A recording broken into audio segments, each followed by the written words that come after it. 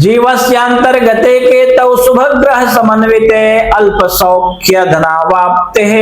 कुत्सितान्नम च भोजनम। तो मित्रों, महर्षि पाराशर बृहद पाराशर होरा शास्त्रम के 56वें अध्याय के 32वें श्लोक में कहते हैं कि यदि आपकी जन्म कुंडली के अनुसार आपके ऊपर गुरु की महादशा चल रही हो और अंतरदशा में केतु आवे, और ऐसा केतु अगर शुभ ग्रहों के साथ में बैठा हुआ हो कहीं पर, तो अल्प सौख्य धना वाप्ते है। वैसे तो गुरु की महादशा में केतु जो है अंतरदशा में आवे तो यहाँ पे चांडाल दोष का भी असर ऐसे जातक के ऊपर हो जाता है, परंतु ऐसा केतु यदि शुभ ग्रहों के साथ में बैठा हुआ हो या शुभ ग्रहों की दृष्टि भी हो इसके ऊपर ज्यादा से ज्यादा, तो ये कुछ न कुछ आपको सुख जरूर प्रदान करता है अपनी भक्ति काल में। परंतु कहते हैं कि कुत्सित अन्नम च भोजनम, कुत्सित अन्न का अर्थात न खाने योग्य भोजन खाना पड़ सकता है ऐसे समय में केतु की अंतरदशा में, ठीक है। और 33वें श्लोक के पहले लाइन में और बात कहते हुए कहते हैं कि परान्नम चैव श्राद्धान्नम पाप मूला धनानि च। ऐसे समय में ऐसा केतु ऐसे जातक को मजबूर कर देता है कि पराये लोगों का अन्न खाए अर्थात दूसरे लोगों के अन्न पर जीवित रहे, अथवा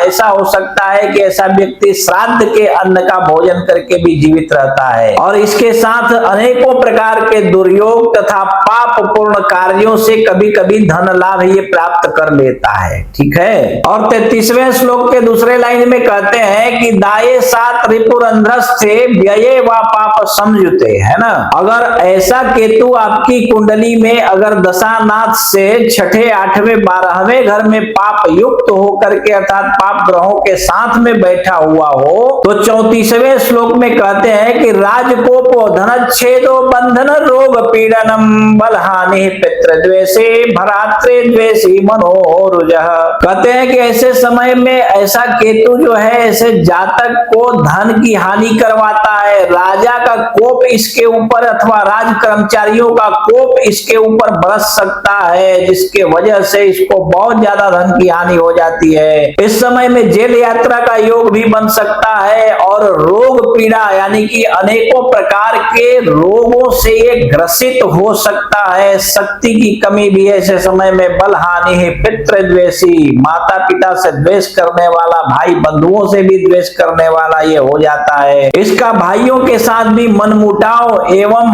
मनोविकार इसके अंदर बहुत ज्यादा हो जाता है, मानसिक रूप से ये बहुत ज्यादा पीड़ित रहता है, या फिर कहे कि गलत प्रकार के बातों को सोचने में इसका समय या इसका टाइम या इसका मन सदैव लगा रहता है, ठीक है। तो मित्रों, गुरु की दशा में केतु कुछ अच्छा फल तो नहीं देता है, अगर अच्छा भी हो तो भी अच्छा फल नहीं देता है, क्योंकि गुरु के साथ जो है केतु का संबंध जो है चांडाल दोष बना देता है। अब यहाँ दशा अंतरदशा में भी आपको ग्रहों के संबंध तो देखने ही पड़ेंगे कि इन ग्रह के साथ में इस ग्रह का यदि संबंध बन जाए या दशा अंतरदशा में एक साथ आ जाए तो फिर इसके संबंध किस प्रकार के होते हैं, तो उसके अनुसार ही आपको फल यहाँ पे मिलता है। तो आप समझ ही गए होंगे कि इस बात में महर्षि पाराशर क्या कहना चाहते हैं। तो इसी प्रकार आप भी अपनी कुंडली देख सकते हैं, और यदि इसके बाद भी आपको आपकी कुंडली समझ में न आवे तो आप अपनी कुंडली किसी कुशल श्रेष्ठ अनुभवी विद्वान ज्योतिषी को दिखा सकते हैं, और कोई श्रेष्ठ विद्वान आपको आपके आजू बाजू में न मिले तो आप अपनी कुंडली हमें दिखा सकते हैं। आप देश विदेश कहीं भी रहते हो हमें संपर्क कर सकते हैं। पहले हमारे दिए गए नंबर पर व्हाट्सएप कीजिए और व्हाट्सएप लेकर के कंफर्म कर लीजिए अपॉइंटमेंट, और उसके बाद में आप अपनी कुंडली हमारे साथ फोन पर ही दिखा सकते हैं। आप देश विदेश कहीं भी रहते हो फोन पर ही हम आपकी कुंडली देखकर एक एक बात विस्तार पूर्वक समझाकर बतला देंगे, ठीक है।